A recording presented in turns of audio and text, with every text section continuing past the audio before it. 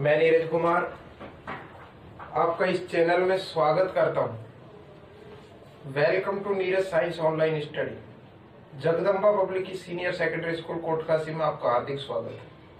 देखो 10th के paper आ रहे हैं प्लस कंपटीशन एग्जाम और तो उसमें कुछ बहुत वेरी इंपॉर्टेंट टॉपिक बनता है ब्लड का, जिसको हिंदी में बोलते हैं रक्त और इसको इंग्लिश में बोलते हैं ब्लड। इसको मैं 0 से लेकर 100 तक ले जाऊंगा। तो देखो मैं पहले थ्योरी पढ़ा रहा हूं थोड़ी सी रक्त के बारे में। रक्त जो है वो एक तरल संयोजी ऊतक है। रक्त जो है वो तरल संयोजी ऊतक है।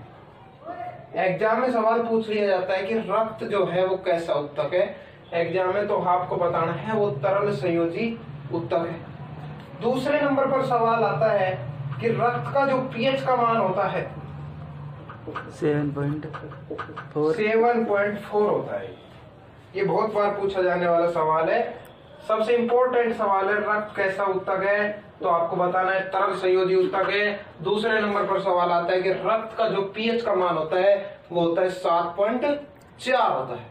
अब इसको बताएंगे कि ये क्षारीय है, अम्लीय है, उदासीन है। तो आपको पूरा 0 से लेकर ये आपका पीएच स्केल है, मान लीजिए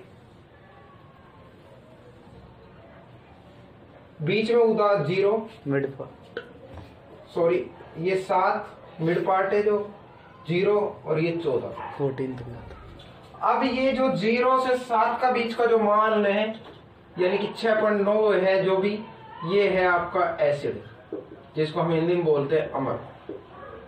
ये आपका जो पार्ट है ये है बेस, जिसको बोलते हैं क्षार।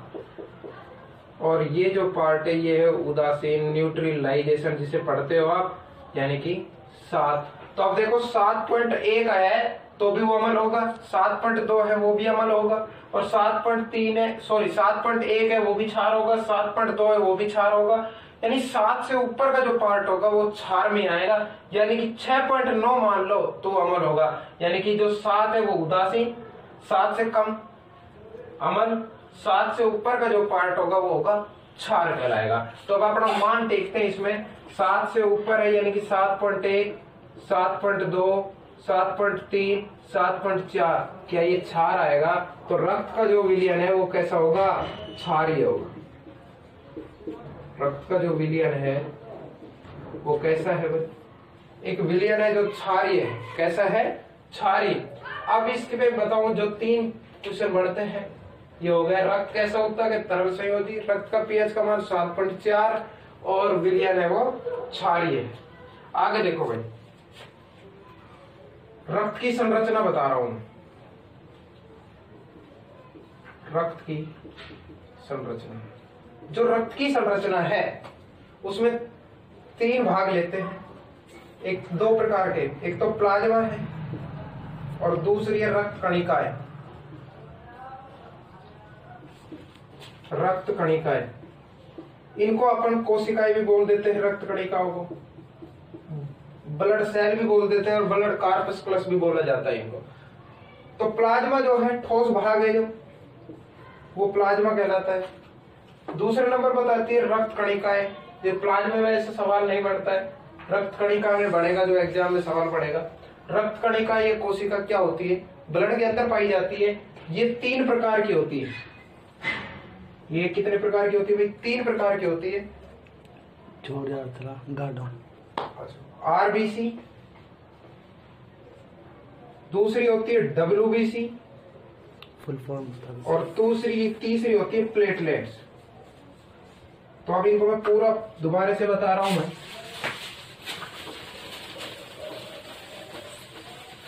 इनको पूरा खोल देता हूं, स्क्रीनशॉट कर देता हूं। रक्त, अब इनकी मैं बता रहा हूं। रक्त कणिकाएं एग्जाम में सवाल कैसे भी पूछ लेता है, आपको मैं सारा बताऊंगा। रक्त कणिकाएं, रक्त कोशिकाएं जिसे बोलते हैं ब्लड सेल या ब्लड कार्पस्कुलस, ब्लड सेल सुन लीजिए अभी तो आप। ये 3 प्रकार की है, आरबीसी, डब्ल्यूबीसी, प्लेटलेट्स और थ्रोम्बोसाइट भी इसको बोल दिया जाता है भाई। बायोलॉजिकल में आरबीसी को फुल फॉर्म होती है red blood cell, red cells, जिसको बहुत पढ़ा जाता है कि लाल रक्त कोशिकाएं। दूसरी है डब्ल्यूबीसी यानी कि व्हाइट ब्लड सेल्स, 3 प्रकार की है, red blood cell, white blood cell और तीसरी है थ्रोम्बोसाइट।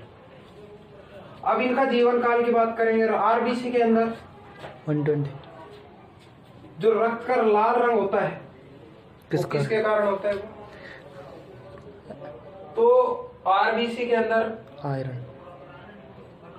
आयरन मिलता है। और क्या है ये, इसका जीवन काल जो है वो 120 दिन है। मैं आपको ये बता रहा हूँ जो एग्जाम के लिए इंपॉर्टेंट है only.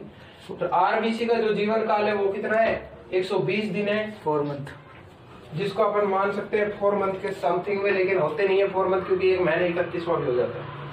WBC white blood cell है, जिसका जीवन काल आप 10 दिन के लगभग मान सकते हो, यस, समथिंग में भी चल जाता है। और प्लेटलेट्स का कोई जीवन काल नहीं, 2, 4, 5 कुछ भी जीवन काल हो सकता है इसका। अभी तक बुक में कोई इसका वो नहीं, अलग अलग बुकों में अलग अलग लिखा हुआ है। संख्याएं बहुत होती है इनकी। RBC, WBC, platelets. आरबीसी को बोलते हैं रेड ब्लड सेल, जीवन काल 120 दिन है। डब्ल्यूबीसी को बोलते हैं व्हाइट ब्लड सेल, जिसका जीवन काल 10 दिन है। और प्लेटलेट्स को कहते हैं थ्रोम्बोसाइट, जिसका जीवन काल 4 से 5 दिन भी मान सकते हो, अलग अलग इनका में लिखा हुआ है। तीसरे नंबर पर चलेंगे अपन,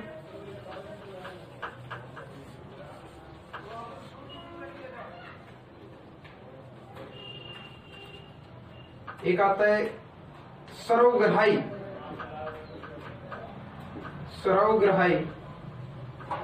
कुछ इंपॉर्टेंट क्वेश्चन बता रहा हूं। सर्वग्राही रक्त समूह कौन सा है? सर्वग्राही और सर्वदाता होता है। जो सर्वग्राही रक्त समूह है वो है AB।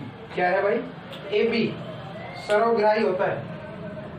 सर्वग्राही ये रक्त जो समूह है वो है AB। और जो सर्वदाता रक्त समूह है, जो सर्वदाता जो रक्त समूह है वो है मेरे भाई को। जन्म स्थान से बता देते हैं कौन सा जन्म स्थान? सर्वग्राही रक्त समूह AB है, सर्वदाता रक्त समूह O है। फिर आता है कि रक्त समूह की खोज किसने की थी भाई? कार्लैंड स्टीनर ने की। कार्लैंड स्टीनर, जिसको कार्लैंड स्टीनर भी बोल दिया जाता है। मैं लिख देता हूँ, यहाँ मत लिख, ठीक है, इधर लिख। अब आगे देखो, इधर लिख, यही नाम, यहाँ बंगाल। आगे देखो, एक आता है RH कारक, जो बहुत इंपॉर्टेंट है, जो एग्जाम में हर साल पूछे जा रहे हैं कंपटीशन एग्जामों में, लेकिन गलत लिख करके आते हैं। एक ऐसा सवाल भी बताऊंगा जो बुक में नहीं मिलता है आपको देखने से। RH फैक्टर, जिसको बोलते हैं RH कारक। RH कारक की खोज किसने की थी भाई? बंदर। एक तो कार्लैंड स्टीनर नामक वैज्ञानिक था और एक और वैज्ञानिक था जिसका नाम था विनर। मैं लिख देता हूं खोज के बारे में। सबसे पहले कार्लैंड स्टीनर वे विनर ने RH फैक्टर की खोज कार्लैंड स्टीनर वे विनर ने की थी। दूसरे नंबर पर आता है कि RH कारक की खोज कौन से बंदर में की गई? तो मैं बता देता हूं, RH कारक की खोज मकाका रिसस, ये हमेशा तिरछा लिखा जाएगा क्योंकि ये एक लैटिन भाषा का नाम होता है और द्विनाम पद्धति में लिखा जाता है, जिसको हम थोड़ा तिरछा लिखा जाता है। ये द्विनाम पद्धति का एक रूल होता है लैटिन भाषा को नाम लिखने का। मकाका रिसस नामक प्रजाति का एक बंदर था। पश्चिमी घाट के बंदर और जो लगभग आपको पश्चिमी घाट में देखने को मिलेंगे ये बंदर। एक और यार। फिर ये दो प्रकार के होते हैं आरएच फैक्टर भी। एक तो होता है आरएच प्लस, मैं आपको थ्योरी नहीं पढ़ा रहा हूँ, ओनली आपको एग्जाम की दृष्टि से मोस्ट सवाल बता रहा हूँ। फैक्ट्स। आरएच कारक दो प्रकार के होते हैं, आरएच प्लस और आरएच नेगेटिव। कई बार सवाल एग्जाम में, एसएससी में, रेलवे में यही सवाल दे दिए जाते हैं कि आरएच फैक्टर जो है आपका, वो जिन वे व्यक्ति बताइए जिनमें आरएच कारक उपस्थित होता है क्या कहलाते हैं। तो उसमें दे देता है RH plus, RH negative, RH minus, RH. तो आपको चेक करना पड़ेगा कि कौन सा है। तो वे व्यक्ति जिनमें आरएच कारक उपस्थित होता है उन्हें हम कहते हैं आरएच प्लस। जिन व्यक्ति में आरएच कारक उपस्थित नहीं मिलता है उनको हम कह देते हैं आरएच नेगेटिव बोल देते हैं। अर्थात इनको एंटीजन की उपस्थिति के आधार पर इनको भागों में बांटा गया है। 4 नंबर पे आता है कि ऐसा ये आरएच कारक बहुत प्रकार के हो रहे, आरएच छोटा है, आरएच बड़ा है, आरएच बी, आरएच सी, आरएच डी, और एक आता है आरएच ई। वो भी दोनों सारे छोटे बड़े अक्षरों में मिलेंगे आपको। लेकिन एक सवाल है जो नहीं पढ़ के जाते हैं, मैं आपको बता रहा हूं, इस चीज को देखना कि आरएच कारक जो है सबसे महत्वपूर्ण, बुक में नहीं मिलेगा ये सवाल आपको। ऐसा कौन सा आरएच कारक है जो सबसे महत्वपूर्ण होता है? तो मैं बता देता हूं आपको, ऐसा आरएच कारक है आरएच डैश कैपिटल डी। ऐसा कौन सा कारक है जो सबसे महत्वपूर्ण है? RH D. अब मैं बता देता हूं इसमें कौन कौन सा सवाल इंपॉर्टेंट है। आरबीसी का जीवन काल पूछा जाता है एग्जाम में, डब्ल्यूबीसी का जीवन काल पूछा जाता है। आरबीसी का जीवन काल है 120 दिन, डब्ल्यूबीसी का जीवन काल है 10 दिन, और इसका कोई जीवन काल नहीं पूछता है एग्जाम में। फिर आता है सर्वग्राही रक्त समूह, ए बी है भाई, कौन सा है? A B. फिर आता है सर्वदाता रक्त समूह, कौन सा है आपका? ओ है।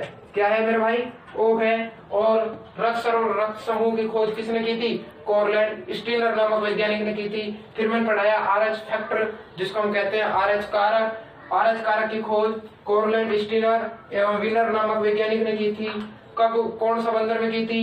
एक मकाका रिसस नामक प्रजाति का बंदर था जिसमें की थी, जो पश्चिमी घाट पर देखने को मिलेगा। अब कहते हैं कि मकाका रिसस कौन सी भाषा का नाम है? मैं बता देता हूं आपको, ये लैटिन भाषा का नाम है, जो जिसको हम द्विनाम पद्धति में लिखते हैं। अब कहोगे कि द्विनाम पद्धति क्या है? मैं बता देता हूँ, द्विनाम पद्धति में भी सवाल पूछते हैं कि द्विनाम पद्धति है जो वो कौन से नामक वैज्ञानिक ने प्रस्तुत की। तो हम बताएंगे द्विनाम पद्धति कैरोलस लिनियस नामक वैज्ञानिक ने प्रस्तुत की थी। और यह पद्धति बताई जिसमें द्विनाम यानी दो नाम बताएंगे। दो नाम, पहला नाम वंश का, दूसरा नाम जाति का।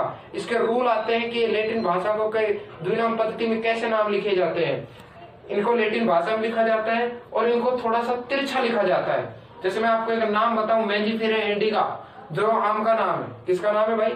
आम का नाम है। इसमें मेंजिफेरा इंडिका भी थोड़ा सा ऐसे लिखा जाएगा, यानी कि मेंजिफेरा पहला नाम वंश का हो गया और इंडिका जो है इसकी जाति हो चुकी है। तो ये रख के इसका स्क्रीनशॉट ले लीजिए।